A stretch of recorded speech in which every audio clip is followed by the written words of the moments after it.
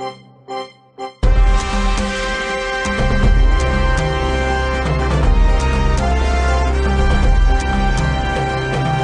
2017 Oscars are this Sunday. Joining us from Hollywood is our resident film critic, Michael Snyder. Hello, Michael Snyder. Well, hi, David Feldman. I'm sitting here on the veranda. It may be February, but it's sunny, and I'm having an afternoon martini. I don't know when you're listening to this, but I'm preparing myself for the circus, the extravaganza, the block traffic, the local hysteria that is the Oscars. How's the weather? Like I said, sunny and lovely. Flooding up north, but beautiful today. Did it flood in L.A.? No. San Jose, apparently there was some flooding. Very, very rainy. I was up north for a while and then came back here, and it's been a series of storms, but we have a break in the action now. Maybe God is a movie fan. Maybe he's preparing for this coming Sunday. I don't know. Is it a dry martini, or because of the storms, a wet one? It's a wet one. No, but it's been really lovely here the past 2 days. One of those glorious spring days that only happens in L.A. in February. Are you really drinking a martini? No, I'm having coffee, man. I don't drink hard liquor. Oh. I'm going to ask you who's going to win and who should win. And we'll go over... We won't do original score or sound mixing or stuff like that. For Best Documentary, the nominees are 13th, O.J. Made in America, Life Animated, I Am Not Your Negro, Fire at Sea. Who do you think should win? Well, I believe, watching these things, the movie that most affected me and was most powerful for me was probably I Am Not Your Negro, although it is from the writings of James Baldwin. It addresses race in America and his experiences with African-American leaders, including Medgar Evers, Malcolm X, and, of course, Martin Luther King. So it's a very poignant film dealing with their deaths and also dealing with the impact on American society, white, black, and otherwise. And it's done in a very expert and engaging way. But there is such an obsession, I think, with the O.J. Simpson story. And O.J. Made in America is such a detailed, exhaustive last word on the subject, one would hope, that I think that might be your winner. So what do you think? What do you think should win? I think I Am Not Your Negro should win, although Fire at Sea is very powerful. Life Animated, which is about an autistic kid who is empowered by his love of Disney characters and Disney films. That's also wonderful. And Ava DuVernay, who's sort of a favorite in L.A. circles and Hollywood circles, her documentary 13th, again addressing African-American issues, is also powerful. It's kind of, it's a very... Black Lives Do Matter in the documentary feature category this year. Let's put it that way. And James Baldwin is the one Baldwin brother who never became an actor. He's the black gay Baldwin brother. Yes, he's that one. Okay. There are clips from him of him on like Dick Cavett. There's some amazing stuff with Baldwin on it, but it's basically more his writings translated into visuals discussing the most contentious of subjects, race relations in America. So who is going to win? Who should win? I think O.J. Made in America is going to win, and I wish I Am Not Your Negro did. Okay. And I could be wrong. Let's go to Best Foreign Language Film. The nominees are Land O' Mine, A Man Called Ove, The Salesman, Tana, and Tony Erdmann. This is a tough one, and the Tony Erdmann, which is a very strange and wonderful and unique German comedy about an older man facing retirement and fear of uselessness, who begins basically stalking his daughter in another character that he creates.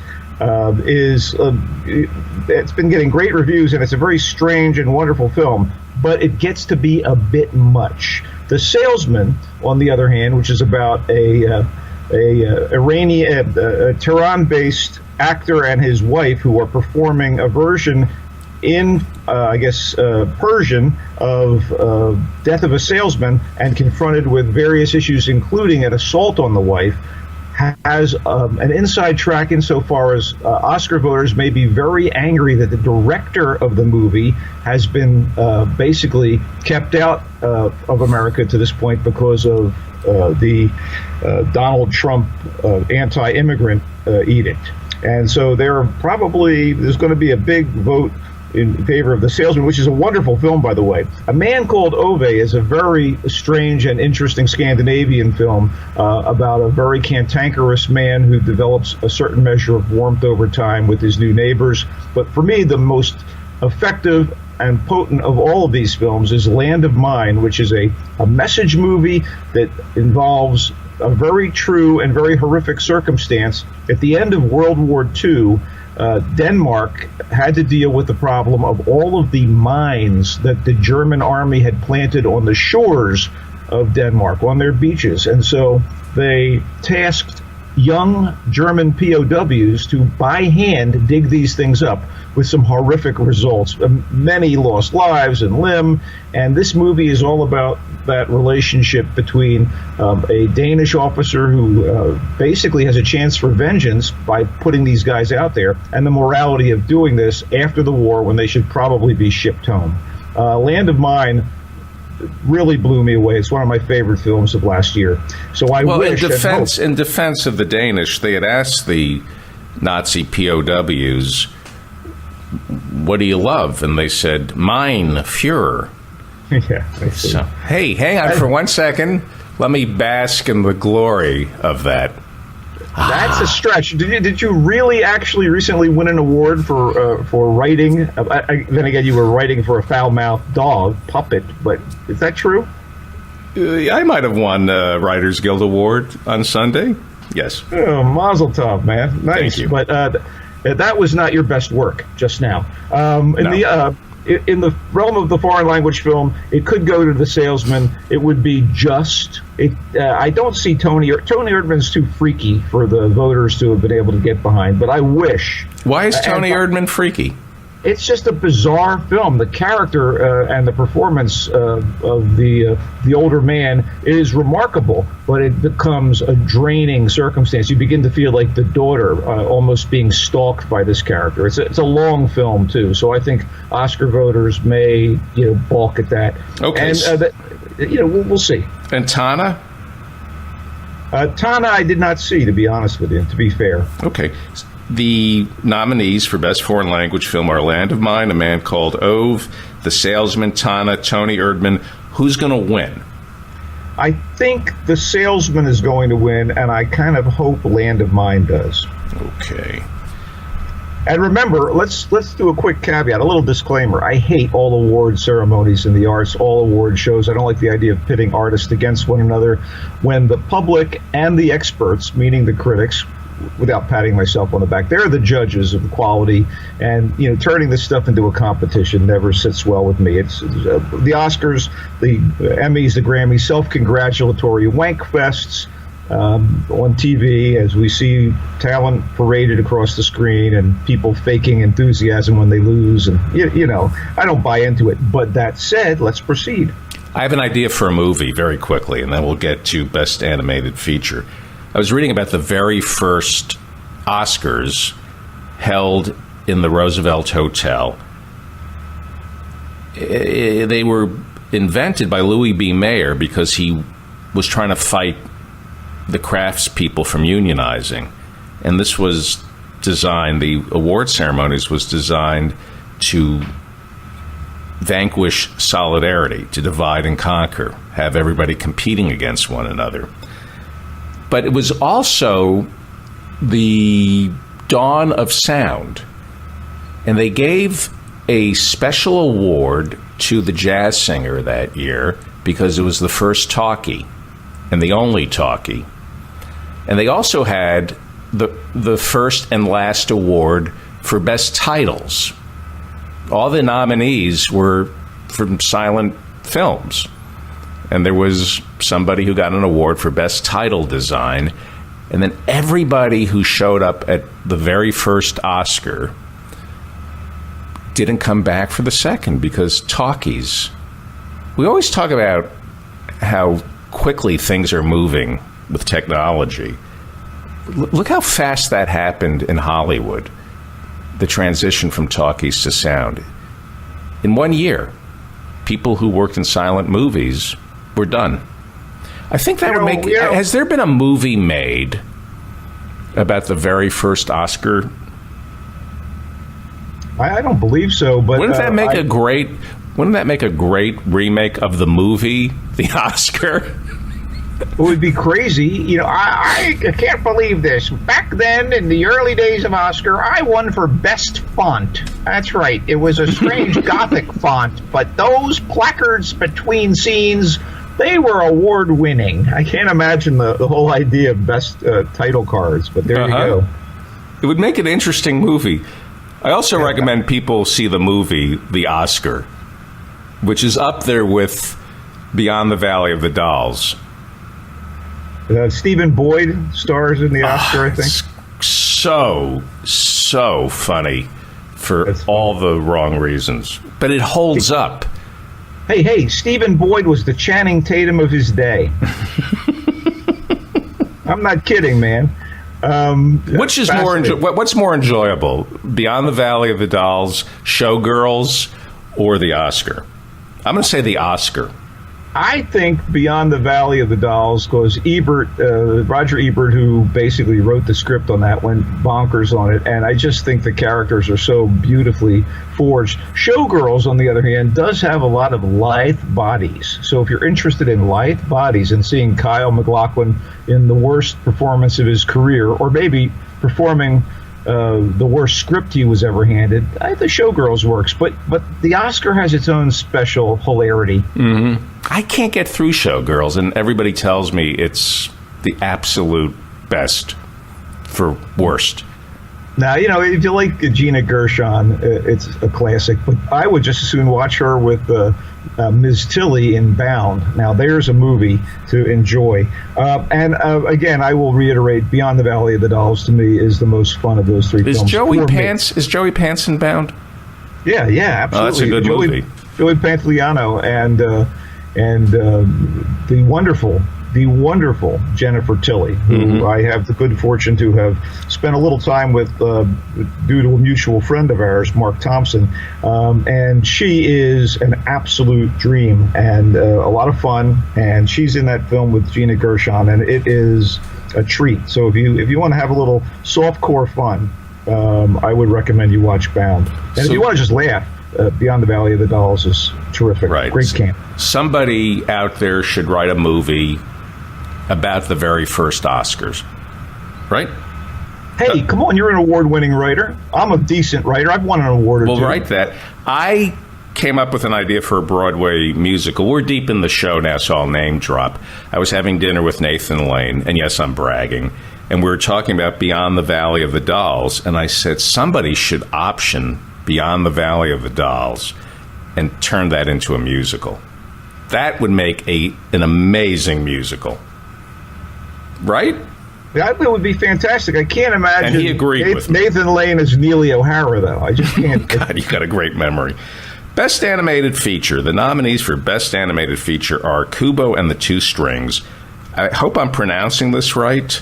Yeah. The Red Turtle. I'm joking. Moana? Moana?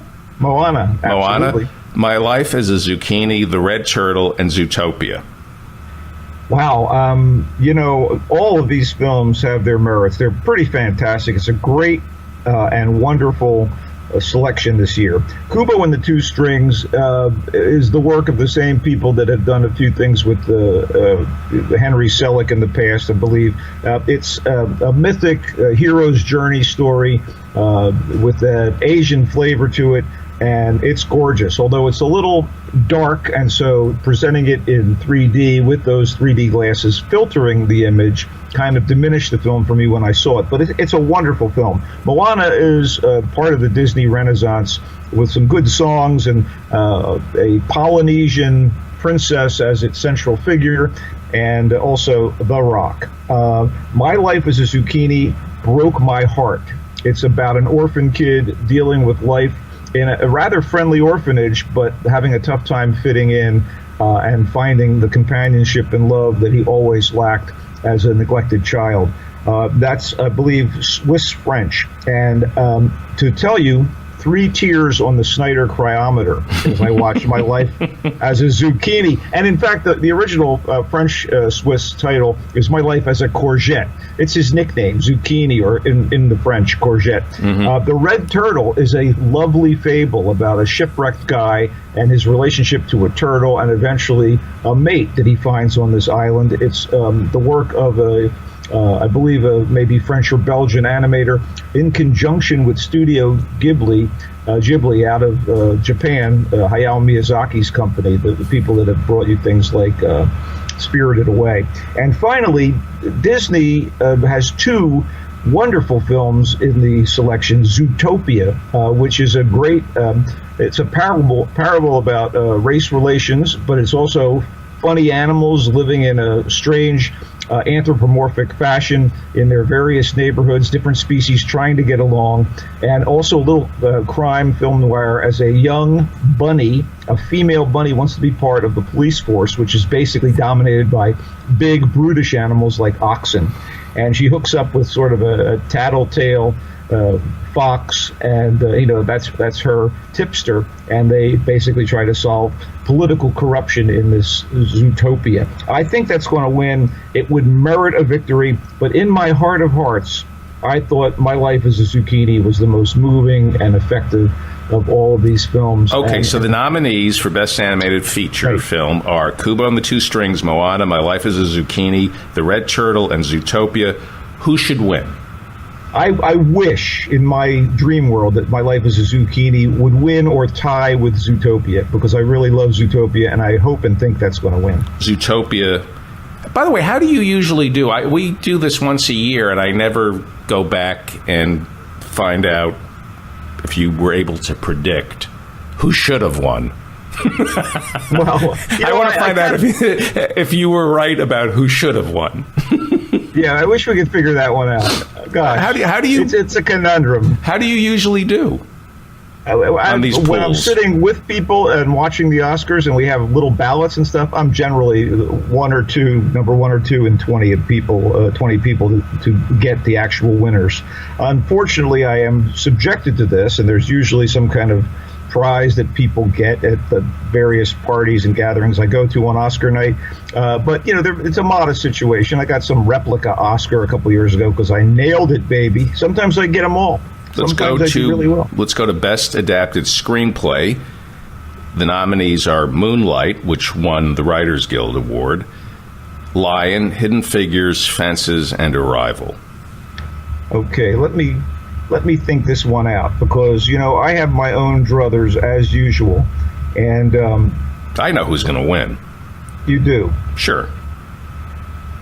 Well, what are you, like Kreskin? Is it Kreskin? Is the seer Criswell? I can't imagine. I would assume Fences is going to win. Well, it is adapted from a very, very famous August Wilson play that did very, very well. And that would make the most sense. But Moonlight has such an inside track right now because of its subject matter. Let's be frank about this. It's about a young, gay African-American in terrible circumstances who has to pull himself out of the muck and mire of a life of abuse to kind of live a life that's true to himself. And it's a very moving film. And there's excitement in Lion because it's also basically a true story, and the screenplay is based on a biographical book about he must have been a 4 or 5 year old kid in poverty in India who finds himself inadvertently getting on a train and ending up hundreds of kilometers away from home, and eventually being adopted by an Australian family, living a middle-class life in Australia and yearning to find his roots. And it has a great deal of power as well. You can't say no to Hidden Figures either, because Hidden Figures is also an inspiring story of 3 African-American mathematicians who actually helped the space program helped get John Glenn into space and eventually get a man on the moon, even though they had been marginalized when they first were part of NASA and suffering from, the segregation of their workspace and colored-only bathrooms and such. There are real potent stories here, and, you may be right. But let's also remember that adapting something from another source means bringing something new to the table. And Fences pretty much sticks to the play, even though it's opened up a little bit by being shot on location. I would actually say that if I had my druthers, I think Hidden Figures would win. And I got a feeling Moonlight will win. Okay, so Moonlight's going to win, but Hidden Figures should be winning. That's interesting. I haven't yet seen Hidden Figures. Some people didn't like it. Well, it's like a TV movie, but it's such a great story, and I think it's something that needs to be told. Best Original Screenplay. The nominees are Hell or High Water, La La Land, The Lobster, Manchester by the Sea, 20th Century Women. Well, let's toss The Lobster out for starters, because it's a very naughty, dark comedy and a satire about some sort of future dystopia where people are basically they're wed, they meet and they're wed ostensibly for life, like lobsters. And if it doesn't work out, they're basically shunted away. And some people do not want to be a part of this society, and so they end up, on the run. And it's fitfully funny, certainly dark, beautifully performed, but it's just too weird to win the award, and I didn't think it necessarily nailed it. The other four movies are all, pretty solid stuff, and the least of them in my mind is La La Land in terms of screenplay. Mm-hmm. All the love given this thing, to me, is sort of knee-jerk. Hollywood loves itself. And so anything that's about Hollywood that treats it with some degree of warmth, seriousness, whimsy, shot in beautiful cinematography, and oh boy, it's a bauble, man. And it just, to me, making this musical La La Land and all the praise that people have been giving it, to me it's like the talking dog. It's not how well the dog talks. It's the fact that the dog talks at all that's amazing. So it isn't that this is a great musical, but holy crap, they made a musical in 2016. Anyway, it does have its merits. But as far as I'm concerned, 20th Century Women, which has gotten a short shrift in a lot of ways, is a better screenplay. It's about a woman who in the 70s is basically a single mom trying to raise her child and keep their life together by turning their home into a boarding house for a couple other people, and it's her familial relationship with all these people, and Annette Bening really sells it. It's pretty wonderful. But ultimately, Manchester by the Sea, the heartbreak of Manchester by the Sea, an uncle who has basically detached himself from his family in a New England town and moved to Boston to work as a janitor, is forced to become the guardian of his nephew when the uncle's brother dies. And it is deep and powerful and sad and totally human. And Hell or High Water is an ass-kicking film noir set in the modern West. And so, that's right in my wheelhouse as well. Basically, Hell or High Water and Manchester by the Sea are my two favorites. Manchester by the Sea should win, and it may win, but I wouldn't I wouldn't be heartbroken if Hell or High Water took the award. What do I think really will win? We're looking at a potential La La Land sweep, although Manchester by the Sea, I'm going to roll with that. That's where it's going to get its best, chance to win. So you think Manchester by the Sea is going to win? Yes. All right. And I'm happy about that. And maybe. And you think it should win? I think it should win, yeah. Before we go to Best Director, I want to talk about the politics of the Oscars, because Casey Affleck had to settle, I believe, 2 sexual harassment lawsuits and came out of that unscathed, while the director of Birth of a Nation was acquitted of rape. The woman who made the accusation ended up committing suicide. but because the director of Birth of a Nation is African American, many people felt that he didn't get a fair shake. And Casey Affleck, because he's white, he kind of skated on the sexual harassment accusations, which were borne out. He settled out of court. Could this, because they have changed the Oscars this year. There was a big, people forget, but last year's Oscars were all white except for Chris Rock. And this year they responded. They started aging out members of the Academy and replaced them with younger members of the Academy who are of color. This is going to be a different Academy. Different results. Oscar's so white. Oscar's so white. Guess what? They phased out Chris Rock and put in Jimmy Kimmel again. Mm-hmm. Host is so white. I'm going to hashtag host so white. See what happens. But I think there are about 5,000 people who get to vote. Most of them were older and white, and now they've cleaned house a little bit, not much, but they've certainly changed the demographic makeup. Do you think there might be a backlash or a blacklash to Manchester by the Sea because Casey Affleck skated on the sexual harassment charges, which he settled out of court on, whereas the director of Birth of a Nation, he's not up for anything. That movie just got buried. So yeah. Did you think it was a good movie? I thought it was an okay movie. It was pretty much by the numbers telling a story like that. And a movie like 12 Years a Slave was so much more potent and so much more expertly directed by all standards. I think one of the problems that people had with the Birth of a Nation situation is the director, who also starred in it and did the writing, or some of the writing, was actually involved in a rape case, and the woman did take her own life. But he was acquitted. He may have been acquitted, but the death in that situation and the R word are very, very powerful markers.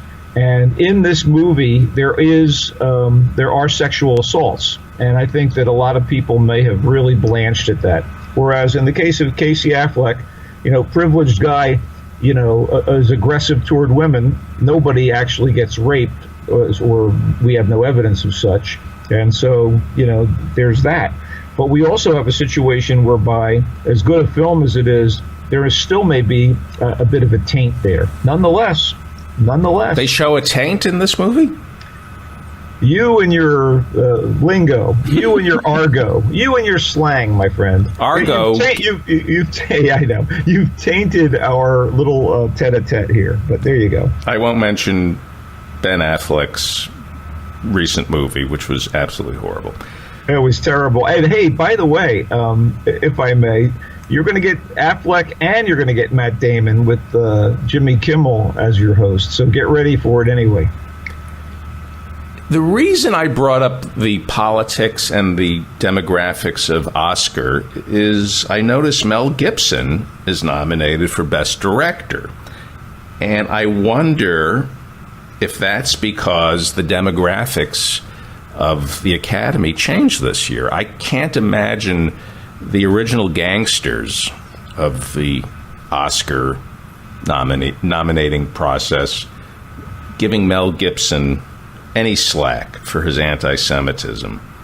But I guess if you bring in people who are liberal, the same way you have people who are conservative, they hate Jews, and ultra-liberals also have a problem with anti-Semitism. Do you think how good was Hacksaw Ridge? It was good. It was well directed. It was solid. But to me, it was sort of a B movie on steroids. It was a good war movie, and he's a solid director. but his work is not anywhere near as exceptional as that of some of these other guys who are far more accomplished directors. He's a solid meat and potatoes director. I don't want to liken him to Clint Eastwood, but hey, I just did. You know, those guys. And think about this for a second. If they've opened the voting process to more minorities, why would they be in favor of Mel Gibson, since he's obviously not the most liberal and kind-hearted of people? He said to his Russian girlfriend, "I hope you get raped by a pack of N-words." Right. So I don't think that's a good point. I don't think that suggests that they're going to embrace Mel Gibson. I would think that liberals do not like Mel Gibson. And ultra-liberals are not really Hollywood voters. They're more like limousine liberals. I think the new members of the Academy either forgot all that or don't mind his history of anti-Semitism. That's just my Jewish paranoia speaking and pointing out that anti-Semitism exists on both ends of the spectrum. It's a perennial. It's for everybody. Well, I have heard that the ghost of Louis B. Mayer left a sacrificial lamb on Mel's bed one night. Just a bloody sacrificial lamb. I could be wrong about that. Okay, the nominees for Best Director, but I'm just a little paranoid. The anti-Semitism is up, and I shorted it. I should have bet on anti-Semitism this year. I could have made a fortune. It's gone up, and so I'm a little overly sensitive. Denis Villeneuve is director. These are the nominees. Villeneuve. Denise okay, Best Director. This is where it gets good. Dennis, how's it pronounced? Denis Villeneuve. For Arrival. Hacksaw Ridge, the director's name is Mel Gibson. I always wonder, his father is an anti-Semite. If you hate Jews, why would you call your son Mel? Mel Gibson for Hacksaw Ridge, Damien Chazelle for La La Land, Kenneth Lonergan for Manchester by the Sea, and Barry Jenkins for Moonlight. Yeah, I see Damien Chazelle getting the award for La La Land because it's very splashy and pretty and beautifully edited and beautifully directed, and he coaxed decent performances out of a couple that didn't have the world's greatest chemistry in my book. That being Ryan Gosling and Emma Stone as the two quote-unquote romantic leads. Kenneth Lonergan got amazing performances out of his actors and basically did a fantastic job directing a powerful script. And the same goes for Barry Jenkins and Moonlight. So those are my three main ones. I loved Arrival, by the way. Some people who didn't like it, so be it. But I thought it was a pretty beautiful film. But it's a little on the stately side and doesn't have the sort of snap that these other films have. Even though Manchester by the Sea is a dark drama, it really has a bite to it. I'm thinking that Chazelle is going to win. And for La La Land. For La La Land, it was the most, I would say it was the most showman-like direction of the three that I singled out. I would hope Manchester by the Sea would win, and I wouldn't be upset if Moonlight got the award because, but it's the first time out for Jenkins. I tend to think that the Academy would be more inclined to award Chazelle or Lonergan. The truth is that change in demographics in the Academy voters could provide Barry Jenkins an inside jump because of the subject matter of Moonlight. Mm-hmm. And do you think Hugh Grant did a good job playing Barry Jenkins in Florence Foster Jenkins? Hugh Grant played somebody else, but he was pretty charming and adorable. Simon Helberg was fantastic in a supporting role in Florence. We'll get to that. We'll get to that. So for Best Director, you're going to give it to. You think Kenneth Lonergan should win for Manchester by the Sea, but you're going to get. But you think if you're a betting man, Damien Chazelle for La La Land. Exactly. Best Supporting Actress, the nominees are Viola Davis for Fences, Naomi Harris for Moonlight, Nicole Kidman for Lion, Octavia Spencer for Hidden Figures, and Michelle Williams for Manchester by the Sea. Former winner Octavia Spencer is wonderful, but it's sort of a thankless role. Viola Davis is actually a lead actress, so to me this was kind of baloney. Nicole Kidman is like you haven't seen her before, and she's wonderful in Lion, but it's not very showy.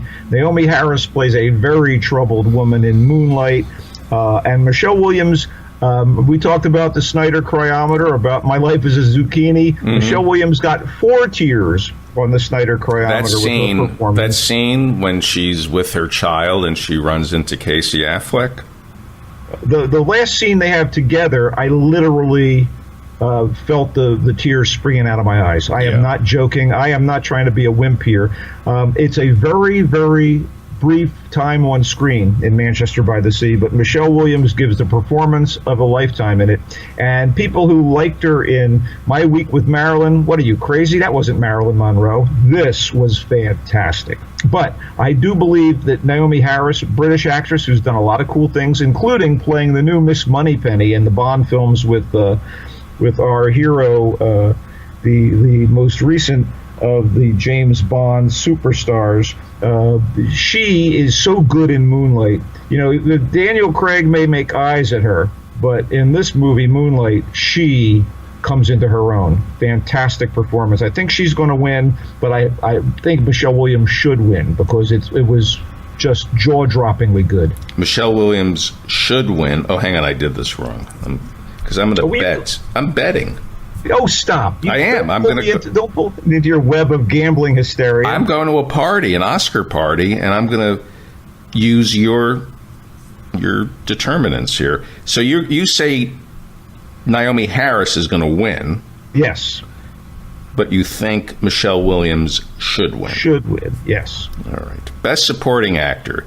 The nominees are Mahershala Ali for Moonlight, Jeff Bridges for Hell or High Water, Lucas Hedges for Manchester by the Sea, Dev Patel for Lion, Michael Shannon for Nocturnal Animals.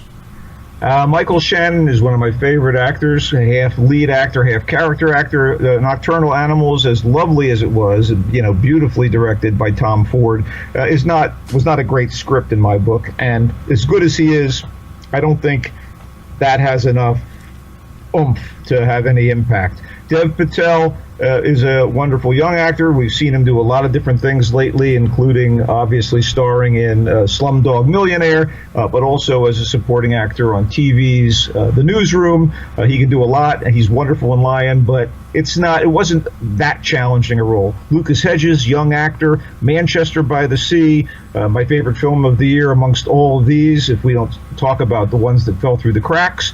And he plays the angry nephew that Uncle Casey Affleck has to deal with after the kid's father dies. He's good in this and does a good job, but the two that are most likely in my book to win are Mahershala Ali for Moonlight, a small role but with major impact, and Jeff Bridges for Hell or High Water, who is actually on screen considerably more than Mahershala Ali is.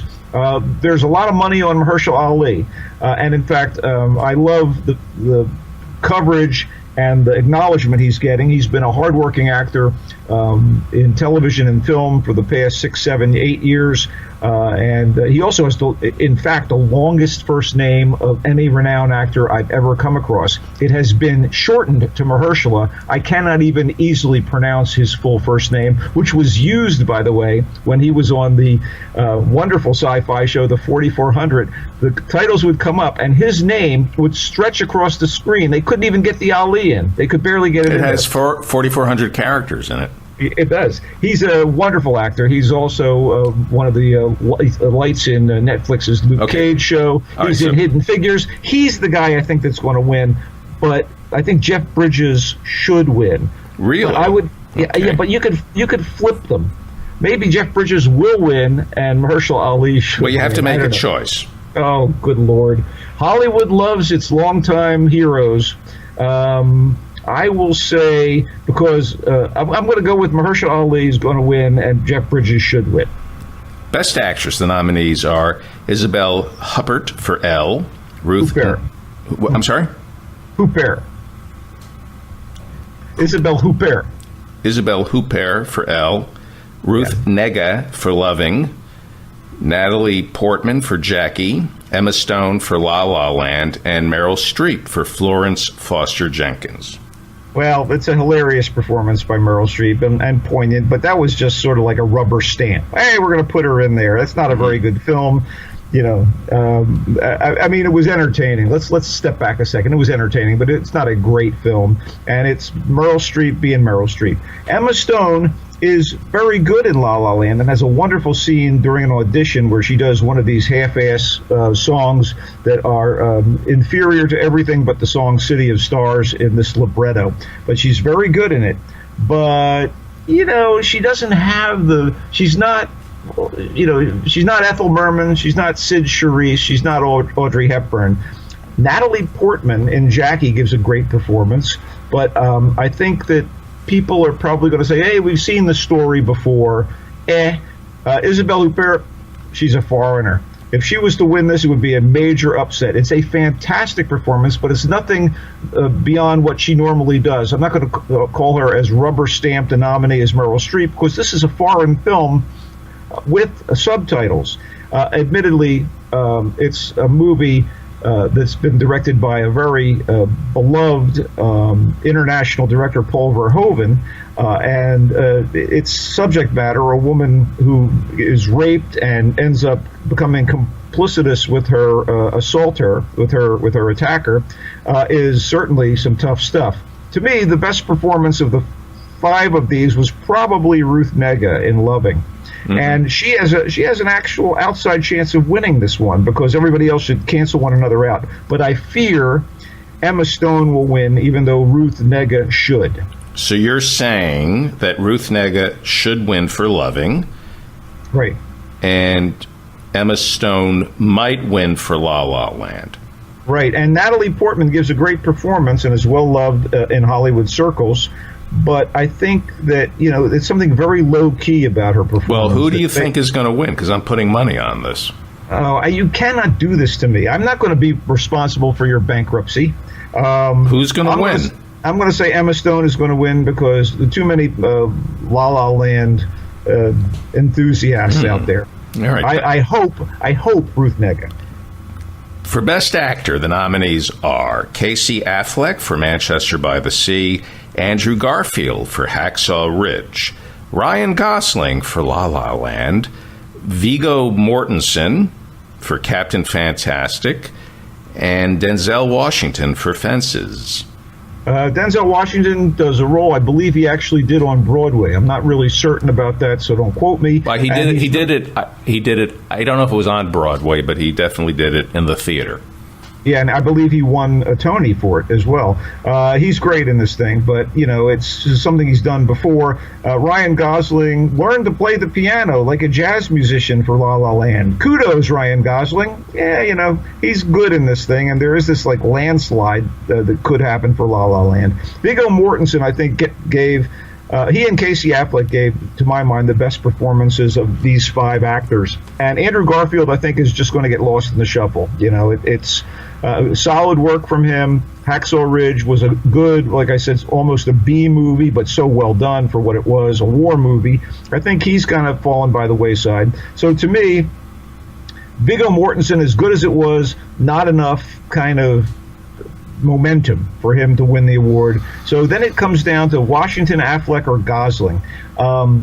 You may be right about Casey Affleck basically soiling the nest a little bit because of his sexual harassment suits. I kind of wish that he would win, but I have a feeling that... Because of the sexual harassment suits. No, please don't suggest that. But I have a feeling that Gosling's going to win, and I hope not. But in a perfect world, Casey Affleck would win despite his ugly personal life issues. And, you know, Denzel has won before. There's also this other thing, like, who's won before? Does that help you win again? Right. Okay, they're going to play us off if we don't hurry up. So you're saying Casey Affleck should win.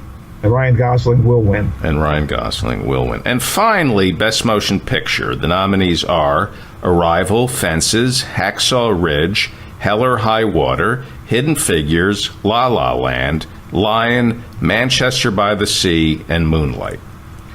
Moonlight is a first film. Hell or High Water is a film noir. Hidden Figures is like a TV movie. Hacksaw Ridge is your basic war film. Fences is an adaptation of a very loquacious script. Arrival is science fiction. Lion is, kind of a groovy, it's almost like a Disney biopic with exotic color. So it comes down to La La Land and Manchester by the Sea. Manchester by the Sea should win. La La Land will win. Manchester by the Sea should win, but La La Land will win. Michael Snyder is our resident critic. He joins us via Skype in Hollywood. We'll talk to you soon, sir. Thank you. Thank you.